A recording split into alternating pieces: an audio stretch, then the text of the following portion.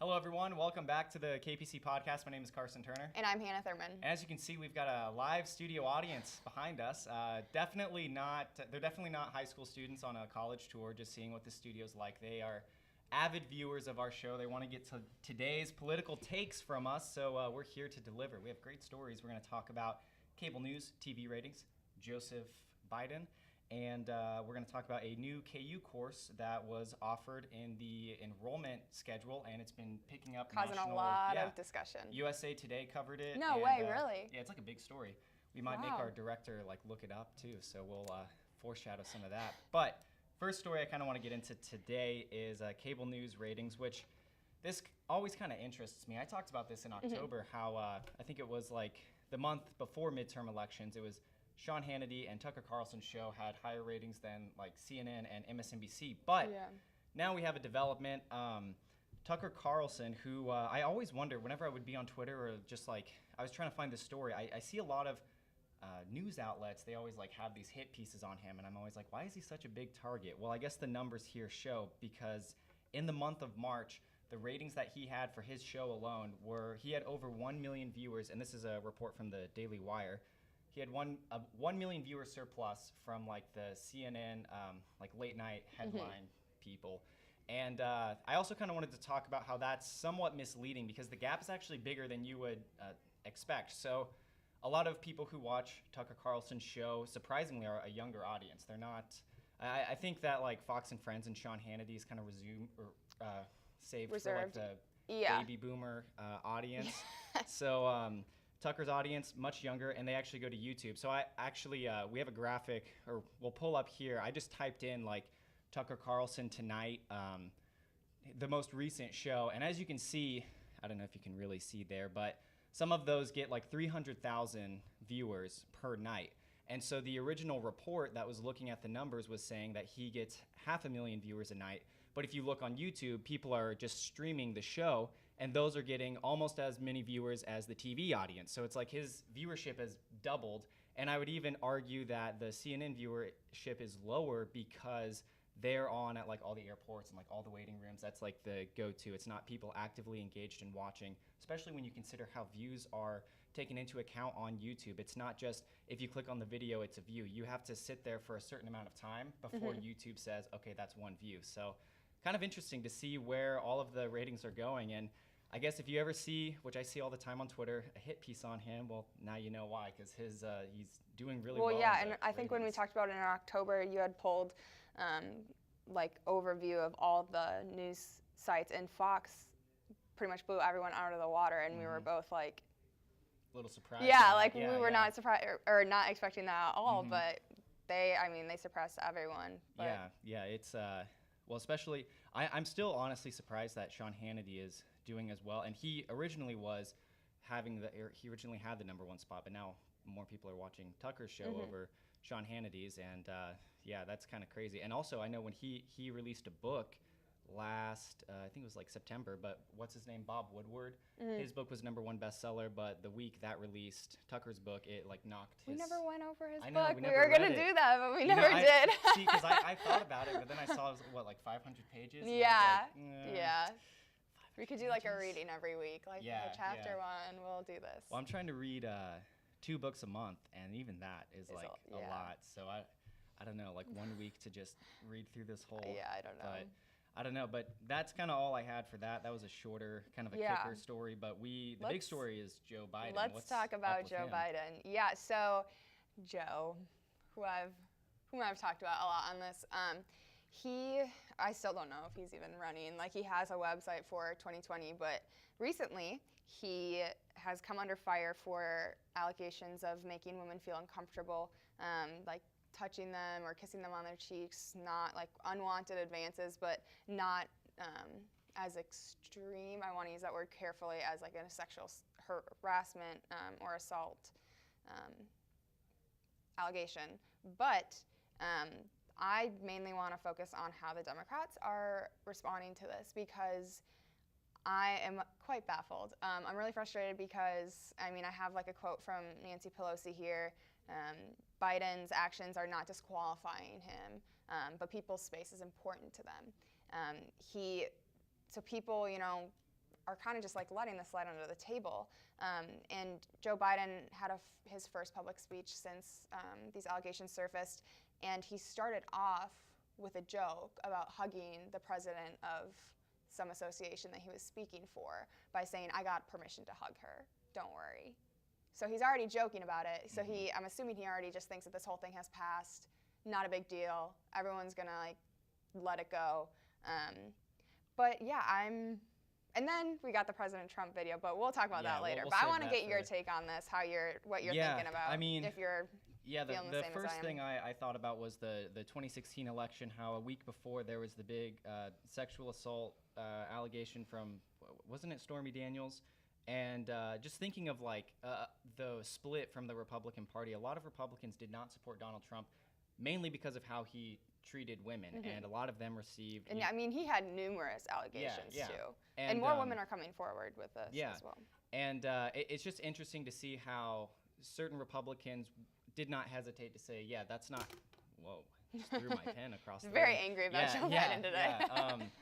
How they didn't hesitate to basically disavow Trump, and but you look at it from the Democrat side, and then they're rushing to say like, "Oh no, it's okay."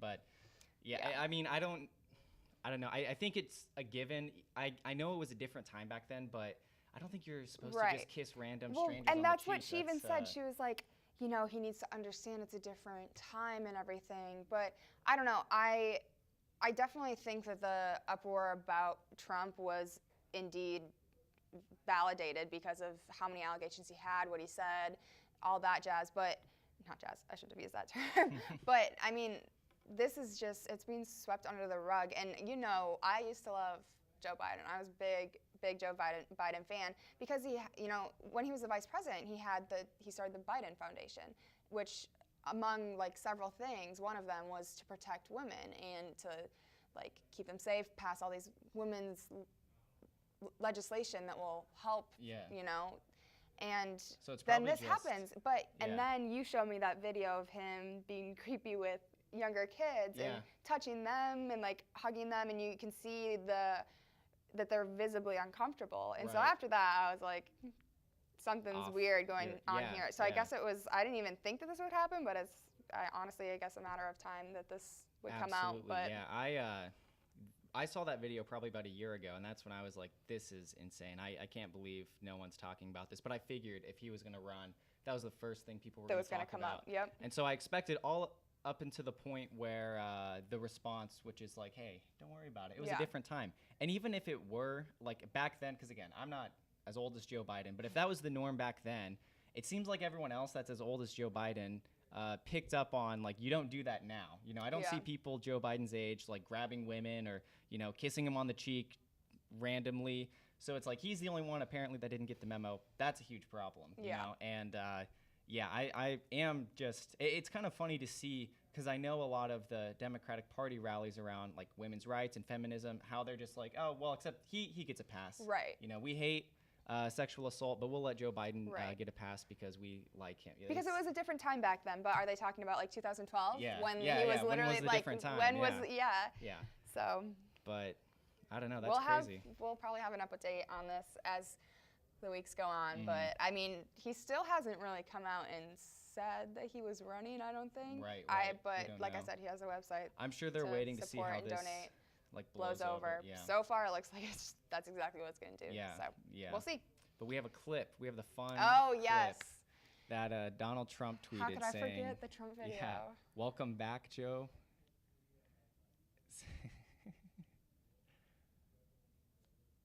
See, this is a perfect representation. So that was Trump's, he tweeted that out, of course, our lovely president. And that was Joe Biden's apology video, which I haven't watched. I haven't bothered to watch because he basically said like, this is time. what I did. Whoops. Sorry. I don't even think he didn't sorry. apologize. No, he didn't. Whoopsies. Yeah. Yeah, so. that's... But Trump probably shouldn't be taking aim because he's got more on his plate for that. So. But after his presidency, if Donald Trump could just become like the social media head for whoever, like other Republican candidates, and just send yeah, I videos do like gotta that admit, out. he does know he how knows to make me use laugh Twitter. because of, not because he's funny, just because of just how he works. Yes. Yeah, it's fascinating to Yeah. see what he. It's the art of it. I guess I missed that chapter in the art of the deal. Like I don't know. Yeah, I he guess. shows you how to use Twitter in the book. guess. I guess. Oh gosh, he could become a professor maybe. Yeah, exactly. Well, that is a good segue. Yeah, about speaking of professors, what classes would he have? Not this one. For our final story today, there was a new class on the KU enrollment list, which reminds me, I have to enroll. I haven't even enrolled yet. And I plan on taking summer classes. And the name of this class is Humanities 365. It's called Angry White Men class. And it's basically like taking a look at white men from the United States and like British colonies from the 1950s and to now, seeing like why they're angry. And I mean, I'm not surprised by this type of course. I mean, you sit in a political science, class, they're going to talk about the same thing, And so to me, my initial reaction was like, this is just bait. I don't know. They just want people to talk about this. And I think some congressmen have already been talking about it and has national news coverage. The article that I received this information from was not from my KU enrollment class, because again, I haven't enrolled, but from a USA Today article. And we've got an article here from The Washington Post, JeffBezos.com. We made it! Yeah. University to offer course on the angry white male. Let's see. Go ahead and scroll down a little bit. We'll see if it's talking about anything interesting. But yeah, I mean, as you can see, this is, it's a little too small for me to read, and I'm a little lazy, so I'm actually not going to read that. But whoa. Okay, yeah, I'm looking at the article. But you've taken more political science courses than I've taken. So what is your take on this? Honestly, I think this class, the name of it, has a lot of potential to make people so angry. I think that's what it has been doing. But I think it's trying to just focus on like toxic masculinity. And I think honestly that this is more like a women's studies sexuality you course. Had to take a couple women's studies courses. So it's in the humanities department and women's gender and sexuality studies department. It's not like a required course for all students to take. Yeah, and it's which like definitely, I mean, there's a group of people who are definitely going to want to take it. I think I don't think I would ever take it, but I can see how maybe it would be interesting to people to see. I think it would focus a lot on like men's perspective of women and how they've been treated more so than like, we hate men are trash. This is, but the name of it is like, this course is going to demolish men. Like, we hate men. Let's teach everyone to hate men. Like, I don't think that's what the course is about, but it has the potential to come out that way. I wouldn't be surprised. I haven't looked into the professor. I wasn't going to mention anything about it. I didn't want to dox him. I don't believe in doxing. That's rude. But based on the way he named the course, I wouldn't be surprised if he makes it a I hate men, which is funny because I did see his picture and he is a white man, so it's like, so you're No way. Yeah. See, I was just thinking that like I kind of want to take the class just to see how many guys take the class, because I'm taking last semester I took a women in politics class, and this semester with the same professor I'm taking gender and politics in Africa. And both times, like especially this semester, it's just interesting to see how the guys like react to some things. Like we had one guy basically, like we were talking about, I don't even remember, but he was like, like women are told to smile more. Like, do you guys know about that? To a class like full of girls, and I was like, we were all like, yeah, we do. Smile more. What does that mean? Why would? Like if we were like, why don't you smile? Like men will be like, why don't you smile? Like smile more. To like women just like passing on the street.